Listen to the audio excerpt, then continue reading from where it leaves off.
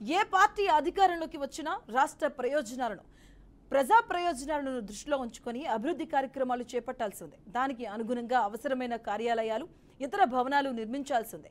కానీ అధికారాన్ని అడ్డం పెట్టుకొని ఏదైనా చేసేయొచ్చు అనుకుంటే ఏనాడైనా మెడకు ఉచ్చుగా మారుతుంది. గత వైసీపీ ప్రభుత్వం పరిస్థితి అలాగే సాగింది.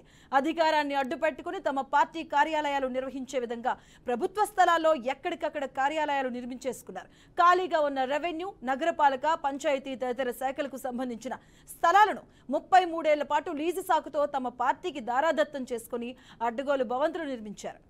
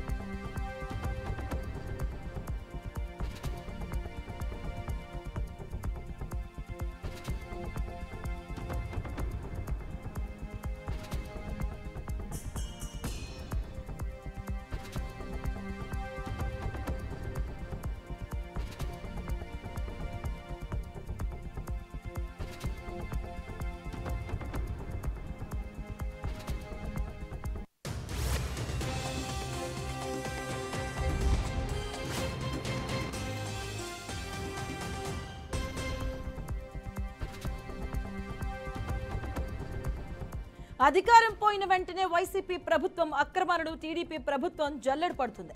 అప్పట్లో వైసీపీ ప్రభుత్వ పాలకులు ఆదేశాల మేరకు తప్పైనా తలవంచుకున్న అధికారులు నేడు మాత్రం వీటికి అనుమతులు లేవంటూ నోటీసులు ఇస్తున్నారు. ఆ వెనువెంటనే ఆ భవనాలను కూలగొడుతున్నారు. కొత్త ప్రభుత్వం అసెంబ్లీలో కొలువుదీరిన మరుసటి నాటి నుంచే ఈ కార్యాలయ భవనాలపై చర్యలు ఆరంభమయ్యాయి. ఇది ఎంతటితో ఆగేలా లేనట్టు కనిపిస్తుంది. తాడేపల్లిలో నిర్మించిన వైసీపీ కార్యాలయాన్ని శనివారం తెల్లవారిసరికే నేలమట్టం చేస్తే ఇప్పుడు ఇదే తరహా చర్యలకు రాష్ట్రం అంతటా కూల్చివేసేందుకు రెడీ అవుతున్నారు.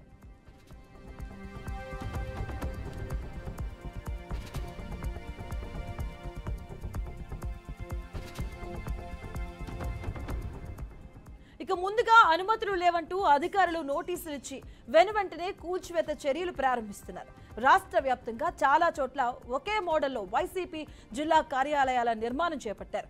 చాలా చోట్ల సరైన అనుమతులు లేకుండానే పార్టీ కార్యాలయాలు నిర్మించుకున్నట్లు, తీగలాగితే డొంక కదిలినట్లు వెలుగులు చూస్తున్నారు. ఇక రాజమండ్రిలోని కోట్లాది రూపాయల వ్యయంతో నిర్మిస్తున్న వైఎస్ఆర్సీపీ తూర్పుగోదావరి జిల్లా కార్యాలయ భవనం కూడా వివాదాల్లో చిక్కుకుంది.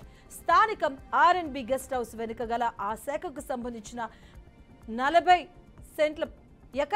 సెంట్ల ప్రభుత్వ భూమిలో గత ఏడాది జూన్ 10న వైసీపీ పార్టీ కార్యాలయ నిర్మాణ పనులు చేపట్టారు. ఇక ఈ స్థలాన్ని సంవత్సరానికి 1000 రూపాయలు నామమాత్రపు అద్దెతో 33 ఏళ్లు లూజుకు తీసుకున్నట్లు తెలుస్తోంది.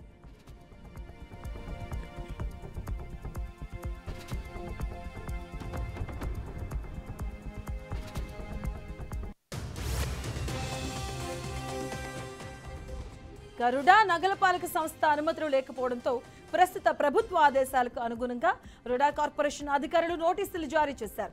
నోటీసులకు అధికారిక సిబ్బంది స్థానికంగా నిర్మించిన కార్యాలయం గోడలకు అతికించారు.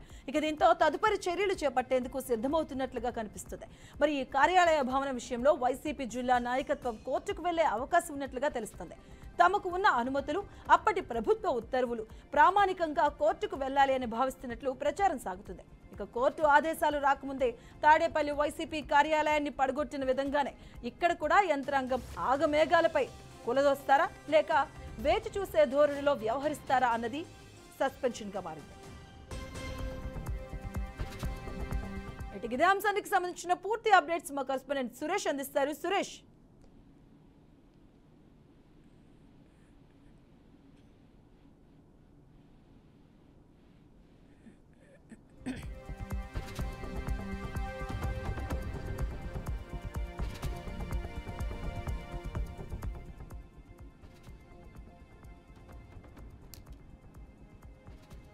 రాజమండ్రిలో వైసీపీ ఆఫీస్ కి నోటీసులు జారీ చేసినట్టుగా తెలుస్తోంది. దానికి సంబంధించి బ్రేకింగ్ న్యూస్ చూస్తున్నాం. అనుమతులు లేవంటూ అధికారులు నోటీసులు ఇచ్చారు. ఇప్పటి వరకే మంగళగిరిలో ఉన్నటువంటి ఆఫీసును కూడా కూల్చివేయడం జరిగింది. 33 ఏళ్లు లీజుకు సాకుతో వైసీపీ ఆఫీసులు నిర్మిస్తున్నారని ఇప్పుడు రాష్ట్రం అంతటా కూడా వైసీపీ ఆఫీసులకు నోటీసులు వెళ్తాయంటూ కూడా చక్కర్లు కొడుతున్నాయి. అలాగే ప్రస్తుతానికైతే రాజమండ్రి వైసీపీ కార్యాలయానికి అయితే నోటీసులు జారీ అవ్వడం జరిగింది. 33 ఏళ్లు లీజు సాకుతో వైసీపీ ఆఫీసులు నిర్మాణిస్తున్నారంటూ దానికి సంబంధించి రాజమండ్రిలో అనుమతులు లేవంటూ కూడా నోటీసులు ఇస్తున్నారు అధికారులు. దీనికి సంబంధించి బ్రేకింగ్ న్యూస్ చూస్తున్నాం. అనుమతులు లేవంటూ అధికారులు అయితే నోటీసులు ఇవ్వడం జరిగింది. అధికారాన్ని అడ్డు పెట్టుకొని ఏదైనా చేయొచ్చు, ఏమైనా చేయొచ్చు అన్న ధోరణిలో గత ప్రభుత్వం వ్యవహరించింది. ప్రస్తుతం ఆ ప్రభుత్వం మారింది. వైసీపీ చేసినటువంటి అరాచకాలను, అన్యాయాలను బయటకు తీసుకొస్తామంటూ కూడా ఇప్పుడున్నటువంటి ప్రభుత్వ నాయకులు కూడా ముందుకొచ్చి మాట్లాడుతున్నటువంటి అంశం కనిపిస్తుంది. అనుమతులు లేవంటూ అధికారులకు నోటీసులు ఇస్తున్నారు. అధికారులు నోటీసులు ఇవ్వడం జరుగుతుంది. 33 ఏళ్లు లీజు సాగుతో వైసీపీ ఆఫీసులు నిర్మించారంటూ కూడా రాజమండ్రిలోని వైసీపీ ఆఫీస్కి అయితే నోటీసులు జారీ చేయడం జరిగింది.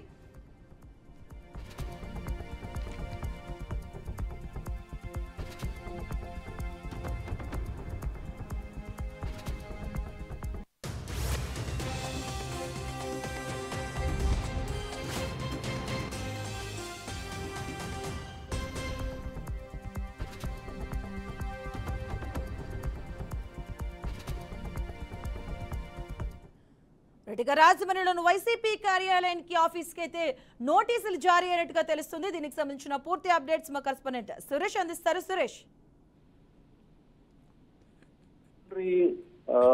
ఆర్ఎన్పి గెస్ట్ హౌస్ వెనక సైడ్ ఏర్పాటు చేసినటువంటి వైసీపీ కార్యాలయం దాదాపు 3 ఎకరాల్లో వైసీపీ కార్యాలయాన్ని కడుతున్న సమయంలో ఈ అనధికారిక కట్టడాలుగా కార్పొరేషన్ అధికారులు గుర్తించి దానికి నోటీసులు అయితే జారీ చేయడం జరిగింది. నోటీసులకు సంబంధించి నోటీసులు అందుకోవడానికి ఎవరూ లేకపోవడంతో అక్కడే ఉన్నటువంటి కార్యాలయానికి గోడలకి నోటీసుకి సంబంధించిన లేఖలను అక్కడ అంటించడం జరిగింది. అయితే దీనికి సంబంధించి గత అధికారం చేపట్టిన తెలుగుదేశం ప్రభుత్వం అధికారం చేపట్టిన వెంటనే వైసీపీ ప్రభుత్వ హయాంలో